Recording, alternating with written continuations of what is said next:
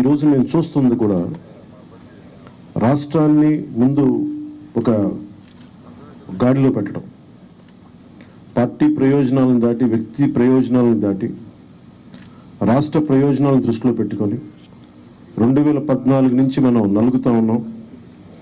2019కి ఈ అరాచక పాలన వల్ల ఇంకా నలిగిపోతూ ఉన్నాం. ఇలాంటి సమయంలో నేను చాలా నిర్మాణాత్మకంగా, చాలా బాధ్యతతోటి అన్నీ ఆలోచించి, చాలామంది పెద్దలు 45 స్థానాలు కావాలి, 70 స్థానాలు కావాలంటే ఒకటే చెప్పాను అందరికీ, 2019లో కనీసం నాకు ఒక 10 స్థానాలు ఉండుంటే ఈరోజు ఎక్కువ స్థానాలు తీసుకొని ఒక మంచి చక్కటి అవకాశం ఉండేది. అది కోల్పోయాం. కాబట్టి ఈసారి తక్కువ స్థానాలతోటి 98% స్ట్రైకింగ్ రేట్ ఉండాలి. దాంట్లో భాగంగానే 24 స్థానాలు, 3 పార్లమెంట్లు ఫిక్స్ అయిపోయాం. అలాగే 24 స్థానాలు కనిపిస్తున్నాయి, కానీ జనసేనకి మనం చూడాల్సింది 3 పార్లమెంట్లో ఇంకొక అదనంగా ఇంకొక 18 నుంచి 20 దాకా స్థానాలు అధికంగా యాడ్ అవుతాయి. సో దాదాపు ఒకలా చూస్తే జనసేన అందరూ అనుకున్నట్టుగా ఒక 40 స్థానాల్లో పోటీ చేస్తున్నట్టు లెక్క, 3 పార్లమెంట్తో కలుపుకొని. నేను కూడా ఈ అలయన్స్ బలంగా ఉండాలి, టీడీపీ జనసేన అలయన్స్ బలంగా ఉండాలి అంటే నేను కూడా ప్రత్యేకించి భారతీయ జనతా పార్టీని దృష్టిలో పెట్టుకొని కూడా నా సీట్లని కుదించుకోవడం జరిగింది. ఇది మన నాయకులందరికీ కూడా వ్యక్తి ప్రయోజనాలను పక్కన పెట్టి రాష్ట్ర ప్రయోజనాలని ముందుకు తీసుకెళ్దాం. ఓటు ట్రాన్స్ఫర్ అయిన రోజున ఎవరైతే త్యాగాలు చేశారో, ఎవరైతే కష్టపడి పనిచేశారో ప్రతి ఒక్కరికి పేరు పేరున ఈ సభావేదిక మీదుగా నేను తెలియజేసుకుంటా ఉన్నాను. ప్రతి ఒక్కరికి మీ ప్రతిభతోటి, మీ సమర్థతతోటి, మీ అనుభవం ఎలా ఉందో దానికి తగ్గ ప్రతిఫలం ఉంటుంది. భవిష్యత్తులో పదవులు మన ప్రభుత్వం స్థాపించిన వెంటనే ఎలాంటి పదవులు మీ సమర్థతకి, మీ ప్రతిభకి తగ్గట్టుగా ఖచ్చితంగా మీకు అండగా ఉంటామని తెలియజేసుకుంటూ, ప్రతి జన సైనికులకి, ప్రతి వీర మహిళలకి, ప్రతి జనసేన మద్దతుదారులందరికీ కూడా మన ఓటు టీడీపీకి వెళ్ళటం ఎంత ముఖ్యమో టీడీపీ ఓటు కూడా మనకు రావడం అంతే ముఖ్యం. జనసేన ఓటు ఖచ్చితంగా టీడీపీకి ట్రాన్స్ఫర్ అయితేనే ఈ రాష్ట్రం చాలా అద్భుతంగా ఉంటుంది. ఎట్టి పరిస్థితుల్లో కూడా ఓటు ట్రాన్స్ఫర్ అనేది ఖచ్చితంగా జరగాలి. అందుకని ఎలాంటి పొరపచ్చాల మధ్యలో 1-2 వచ్చిన వైసీపీ దుష్ట పన్నాగాలు పని ఏదన్నా ఎలాంటి విభేదాలు సృష్టించినా వాటిని మేమందరం సమర్థవంతంగా ఎదుర్కోవడానికి, కలిసికట్టుగా ఎదుర్కోవడానికి మేము పూర్తి సంసిద్ధతతో ఉన్నాం. ఆయన సిద్ధమని చావగొడతా ఉన్నారు. బాబు నీకు యుద్ధం ఇస్తాం, నీకు అది ఎందుకు యుద్ధం చేస్తామంటే ప్రజలు తిరిగి ఆంధ్రప్రదేశ్ని గాడిలో పెట్టడానికి యుద్ధం చేస్తాం నీకు. అయితే మనస్ఫూర్తిగా ప్రజలందరికీ కూడా చాలా శుభదినం. మనం ప్రభుత్వాన్ని స్థాపిస్తున్నాం, మనం గెలుస్తున్నాం. జై జనసేన, జై టీడీపీ, జై హింద్. 2 కోట్ల ప్రజా ప్రయోజనాలు ఆశించి ఈరోజు మనస్ఫూర్తిగా 2 పార్టీలు కలిసి పనిచేయాలని ఈ నిర్ణయం తీసుకున్నాం. ఈరోజు రాష్ట్రానికి ఇది ఒక హిస్టారికల్ డే, ఒక మంచి ప్రయత్నానికి తొలి అడుగు ఇది. నేను ఎందుకు ఈ మాట అంటున్నాను, నేను చాలా రాజకీయాలు చేశాను, కానీ రాష్ట్ర విభజన వల్ల రాష్ట్రం నష్టపోవడం, నష్టపోయిన రాష్ట్రాన్ని మళ్ళీ ఘాట్లో వేయడానికి ప్రయత్నం చేసే సమయంలో 19లో మళ్ళా ఒక విఘాతం రావడం, ఆ విఘాతం వచ్చిన తర్వాత రాష్ట్రం విడిపోయినప్పటికంటే 19 తర్వాత జగన్మోహన్ రెడ్డి ముఖ్యమంత్రి అయిన తర్వాత ఈ రాష్ట్రాన్ని ఎన్ని విధాల ఇబ్బంది పెట్టాలో తిరిగి కోలుకోలేని స్థితికి తీసుకెళ్ళిపోయే పరిస్థితికి వచ్చాడు. ఇది ఒక వ్యక్తికి నష్టం కాదు, లేకపోతే పవన్ కళ్యాణ్ గారికి నాకే నష్టం కాదు, 5 కోట్ల ప్రజలకు జరిగిన నష్టం ఇది. బ్రాండ్ ఆఫ్ ఆంధ్రప్రదేశ్ పూర్తిగా డెమాలిష్ చేసిన సందర్భం ఇది. ఇంకొక పక్క ఎవరైనా సరే ప్రజాస్వామ్యులు తప్పు, ఇది కరెక్ట్ కాదు, నాకు అన్యాయం జరిగిందని చెప్పుకోలేని పరిస్థితి. ఈ అవమానాలు ప్రజలు భరించారు, కార్యకర్తలు భరించారు, పత్రికా విలేకరులు భరించారు, మేము కూడా భరించాం. నా విషయం మీ అందరికీ తెలుసు, 5 కోట్ల మందికి. పవన్ కళ్యాణ్ గారు ఒక మంచి ఉద్దేశంతో వస్తే ఇప్పటం గ్రామంలో జరిగినటువంటి సంఘటన దగ్గర నుంచి విశాఖపట్నంలో రోడ్ షో కూడా చేయనీయకుండా చేసే పరిస్థితి, అడుగడుగున రాజకీయ నాయకుల్ని అడ్డుకొని అరెస్టులు చేసే పరిస్థితి వచ్చింది. అవన్నీ కూడా దృష్టిలో పెట్టుకున్న తర్వాత మేము ఒకటే ఆలోచించాం, మేమందరం కూడా రాగద్వేషాలకు అతీతంగా 2 పార్టీలు కలిసి మనస్ఫూర్తిగా సహకరించి ఈ రాష్ట్రాన్ని కాపాడే బాధ్యత మేము తీసుకోవాలనే ఉద్దేశంతోనే ఈ ఎక్సర్సైజ్కి ప్రారంభించాం.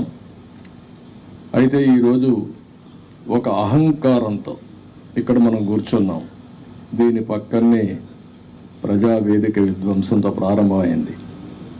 ఆ ప్రజావేదిక విధ్వంసం అయిన తర్వాత డెబ్రీస్ ఇంతవరకు కూడా తెలియదు. ఒక అహంభావి ఎంత ఈ విధంగా ప్రవర్తిస్తాడనేదానికి ఇది ఒక ఉదాహరణ. అంటే అనునిత్యం నేను కానీ నా దగ్గరకు వచ్చిన పవన్ కళ్యాణ్ గారు కూడా చూస్తే గుర్తు రావాలి ఆ విధ్వంసం. ఆ విధంగా విధ్వంసం చేసే పరిస్థితికి వచ్చారు. ఇవన్నీ చూసిన తర్వాత రాష్ట్రాన్ని వైసీపీ బారి నుండి విముక్తి చేయడం కోసం, రాష్ట్ర ప్రజల భవిష్యత్తు కోసం మేము కలిసి పనిచేస్తాం. ఇంకొక పక్క అభ్యర్థుల్ని వారి అభ్యర్థుల్ని ఇప్పుడు ఎవరిని అనౌన్స్ చేస్తారో నాకు తెలియదు, మా అభ్యర్థుల్ని వారికి తెలియదు. కానీ వారు మంచి అభ్యర్థులను వారు ఎంపిక చేస్తున్నారు. మేము కూడా బెస్ట్ అభ్యర్థుల్ని మేము కూడా ఎంపిక చేస్తున్నాం. ఈరోజు చూస్తే నా రాజకీయ జీవితంలో ఎప్పుడూ చేయనంత ఎక్సర్సైజ్ చేశాను నేను. ఆ విషయం ఇది నాకు 9వ ఎన్నికలు. 9వసారి ఎన్నికలు పెట్టినప్పుడు సమైక్య ఆంధ్రప్రదేశ్లో కూడా ఇంత ఎక్సర్సైజ్ నేను ఎప్పుడు చేయలేదు. అంత ఎక్సర్సైజ్ చేశాను. 1,10,00,000 దగ్గర నుంచి అభిప్రాయ సేకరణ చేసుకున్నాను వివిధ సోర్సెస్ ద్వారా. నేను ఒక్క సోర్స్లో చేయలే, అనేక సోర్సెస్ పెట్టి ప్రజల్ని, కార్యకర్తల్ని కాన్ఫిడెన్స్గా తీసుకున్నాను. నేను ఒక మహత్తరమైన కార్యక్రమానికి శ్రీకారం చుట్టినప్పుడు నాకు సరైన సమాచారం కూడా ఉంటే సరైన నిర్ణయాలు తీసుకుంటాం.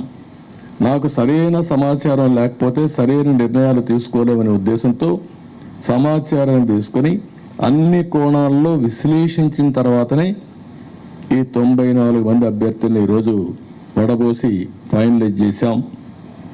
ఇందులో కూడా మీరు చూస్తే ప్రజల మధ్య ఉండే వ్యక్తులు కానీ, ప్రజలు కోరుకునేవారు, ప్రజల ఆమోదయోగ్యం ఉండేవాళ్ళు, సమర్థవంతంగా ఎన్నికల్ని ఎదుర్కొని అవతల వాళ్ళతో పోటీపడే అభ్యర్థుల్ని ఎంపిక చేయడం జరిగింది. ఈరోజు ఈ 2 ఎక్సర్సైజుల్లో 118 పూర్తయినాయి. 94 మేము చేశాం, వారు 24లో 5 అనౌన్స్ చేశారు. మిగిలిన అభ్యర్థులను వారు కూడా ఎంపిక చేస్తారు. మొత్తం కలిసి 118 మంది అభ్యర్థులు మేము ఎంపిక చేసుకునే పరిస్థితికి వచ్చాం. ఈ అభ్యర్థుల ఎంపికలో తెలుగుదేశం పార్టీ అయితే యువతకు, మహిళలకి, బీసీలకు, అదే మరి యంగ్స్టర్స్కి ఎక్కువ ప్రాధాన్యత ఇచ్చడానికి ప్రయత్నం చేశాం. చదువుకున్న అభ్యర్థులకు కూడా ఎక్కువ ప్రాధాన్యత ఇస్తున్నాం.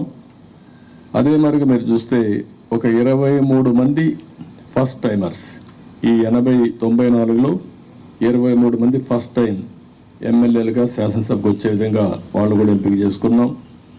వీళ్ళలో 3 డాక్టర్లు ఉన్నారు, రిటైర్డ్ ఐఏఎస్ ఆఫీసర్లు ఉన్నారు, విద్యావంతులు ఉన్నారు, 28 మంది పోస్ట్ గ్రాడ్యుయేట్స్ ఉన్నారు, 51 మంది గ్రాడ్యుయేట్స్ ఉన్నారు. బాగా 2 అయితే పిహెచ్డి కూడా ఉన్నారు. అదే మరిగా వైసీపీ అభ్యర్థులను ఒక్కసారి మీరు పోల్చి చూస్తే కడాన రెడ్ శాండిల్వుడ్ స్మగ్లర్స్ కూడా పెట్టేశారు. రౌడీల్ని, గూండాల్ని కాకుండా రెడ్ శాండిల్వుడ్ వ్యాపారం చేసేవాడు పెట్టారంటే ఆ డబ్బులు ఇంకా ఆ రెడ్ శాండిల్ వ్యాపారం చేసే వాళ్ళు ట్రాన్స్ఫర్లు కూడా చేశారు అక్కడి నుంచి. ఎందుకంటే బ్రహ్మాండమైన ప్రొడక్షన్ ఉంది అక్కడ, నాయకుల ప్రొడక్షన్ కూడా, నాట్ ఓన్లీ రెడ్ శాండిల్వుడ్ ప్రొడక్షనే కాదు.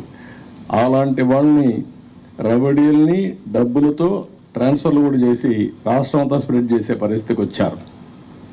ఈ విషయం కూడా ప్రజలు కూడా గుర్తుపెట్టుకోవాల్సిన అవసరం ఉంది.